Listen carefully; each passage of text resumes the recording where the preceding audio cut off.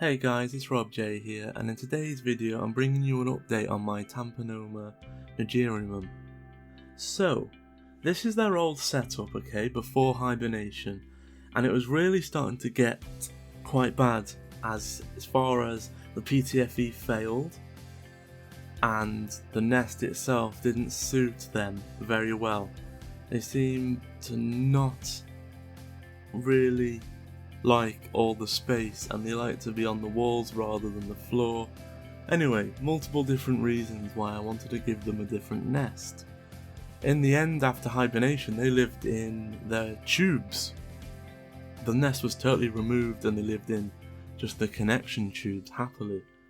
But it was getting pretty bad. So what I did is I give them this new nest, and mainly chose this nest because one of the key things was a much smaller nest, a taller nest as in the walls, and I wanted a large humidity chamber because they liked it. This seemed to tick all the bills, so I added them. It's a 3D printed nest, and if you want to see the review on this item when it came in, I'll link that at the top cards now.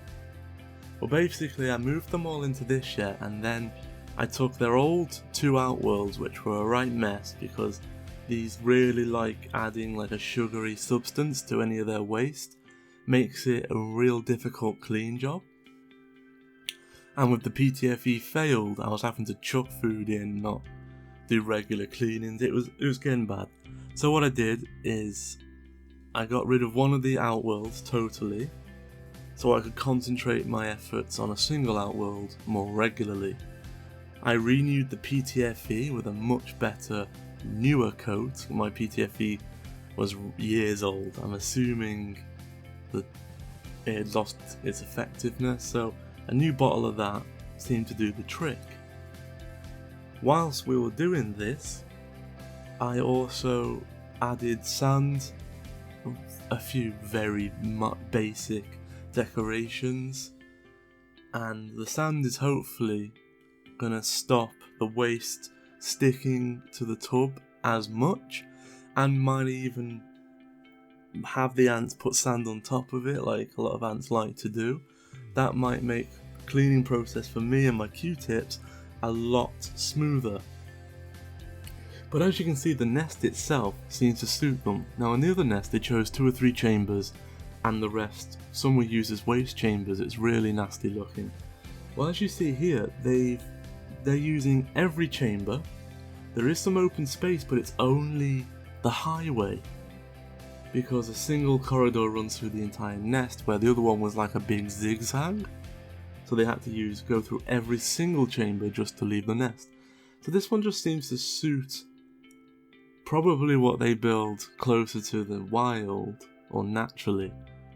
And yeah, but just like ever since I've had these ants, not all the ants base themselves within the nest. All the eggs and young ants and queen and everything is in the nest, but there's always a lot of adult ants that live outside, and I don't mean the foragers, I mean they live outside for the majority of the time, but they seem to be part of the colony, a sort of satellite but with no eggs. However, they do like moving the sand and doing different things with the sand, and I just think that it's quite nice to watch the natural behaviour. I know they're probably doing it because they want to make sand-free areas, want to make a pile of sand on something, but there we go. I've also found that they're liking a lot more the new version of the water feeder. The fact that they can go really far in now, even with their tiny size, seems to be working perfectly for me. So I'm happy about that, especially. And it looks like, because they've got such good access to the water source, they're actually drinking it at a high rate, which isn't a problem. That just means the water feeder's doing its job. If you want to know anything about this Biformica water feeder, I recently did a review, so I'll put that in the link, But if you want to go and see the store page or the product information on the store page, there's a link in the description below. But basically, very quickly, they're really good for the water. There's multiple sizes, and they sell a ant nectar, which is what I use for this colony and all my others. But as you see, everything's going fine with the colony, and I think the main point of this whole thing was to have a colony that could take the lid off, and I haven't got 15 to 20 escapees and catching tiny ants like this. You might be able to do it, but doing it without hurting them really takes some time.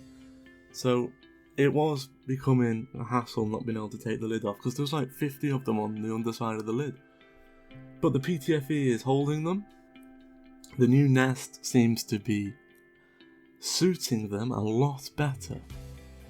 And for anybody that was worried about 3D printed nests with tiny little escapee ants, well, there you go.